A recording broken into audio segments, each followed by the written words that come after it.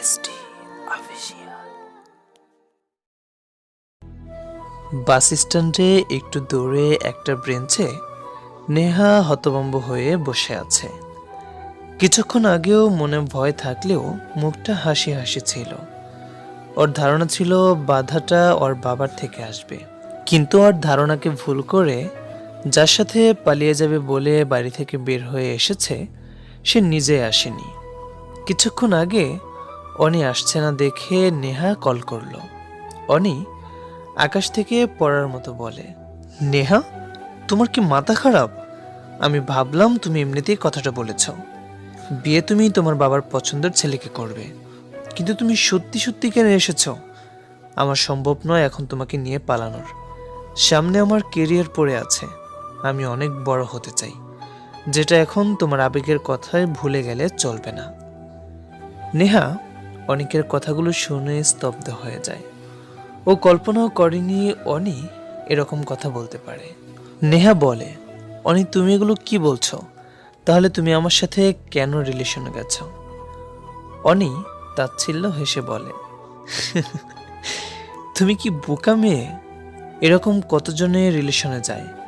আমি তো কল্পনাও করতে পারিনি তোমার মতো আধুনিক একটা মেয়ে এ সময়ে রিলেশনকে এত সিরিয়াস ভাবে নেবে। এখন শোনো, আমাকে আর জ্বালিও না। বাবার বাধ্য মেয়ে হয়ে বাবার পছন্দের ছেলেকে বিয়ে করে নাও। নোহা ওখানে বসে থাকে, ওর বাড়িতে যেতে ইচ্ছে করছে না। কিভাবে যাবে? বাবা মাকে মুখ দেখাবে কিভাবে? এর কিছুক্ষণ পরে ওর বাবা আর চাচা আসে। দেখে নোহা ওখানে বসে আছে। চাচা নোহার হাত থেকে ব্যাগ নিয়ে বলে, লোক হাসিও না, তাড়াতাড়ি গাড়িতে ওঠো। নোহা আর কি বা করতে পারে? ওর কাছে তো এছাড়া আর কোনো রাস্তা নেই। ওর এত সাহস নেই নিজেকে শেষ করার। আর কার জন্যই বা শেষ করবে? বেঈমান প্রতারকের জন্য? নিজের জীবন শেষ করার কোনো মানে হয় না। তারপর আর কি, সবাই সবার মতো ওকে বুঝিয়ে বিয়েতে রাজি করায়। নোহার মা মেয়ের মাথায় হাত বুলিয়ে বলে, সব ঠিক হয়ে যাবে, তখন তোর ওই পাগলামির জন্য আফসোস করবি। তখন ভাববি এত আবেগী বোকা কি করেছিলি। সব বাবা মা যে সন্তানের জন্য ভালোটা করতে পারে তা না, কিছু কিছু সময় ভুলটাও করে বসে। মানুষ মাত্রই ভুল, কেউ ভুলের ঊর্ধ্বে নয়। তবে তোর বাবা এখন কোনো ভুল করছে না। উজ্জ্বল আর ওর পরিবারের সবাই অনেক ভালো। দোয়া করি অনেক সুখী হ। যথারীতি বিয়েটা হয়ে যায়। প্রথম দিন থেকে নোহা উজ্জ্বলকে দেখলেই আপসেট হয়ে যেত।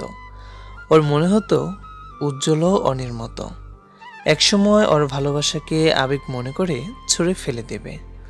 পরে আবার নিজেকে নিজে ধিক্কা জানায়। উজ্জ্বলের আচরণের সাথে অনির আচরণের কোনো মিল নেই। উজ্জ্বল সবসময় নোহার কিসে ভালো লাগবে, কিসে খারাপ লাগবে সব দিকে খেয়াল রাখে। অফিসে গিয়ে পৌঁছালেই কল দিয়ে জানিয়ে দেয়। আসার সময় ওর কিছু লাগবে কিনা জিজ্ঞেস করে। আরও অনেক খুঁটিনাটি কাজ নোহা খুব করে খেয়াল করে। ও সেগুলোর মধ্যে কোনো অভিনয় পায়নি। অভিনয় তো সে করছে, বাড়ির সবার সাথে হাসি খুশি থাকে। উজ্জ্বলের সামনে ও মনমরা হয়ে যায়। তবে ইদানিং ও অনেক চেষ্টা করছে উজ্জ্বলকে মেনে নেওয়ার। যে মানুষটা ওর একটু আঙ্গুল কেটে যাওয়ায় সে কি অস্থিরতা। ও পড়তে বসলেই ওর জন্য কফি বানিয়ে দেওয়া, ওর ছোটোখাটো সব বিষয় মনোযোগ দিয়ে দেখা, মন খারাপ দেখলে বাহির থেকে ঘুরিয়ে নেওয়া, দূরে লং ড্রাইভে নিয়ে যাওয়া।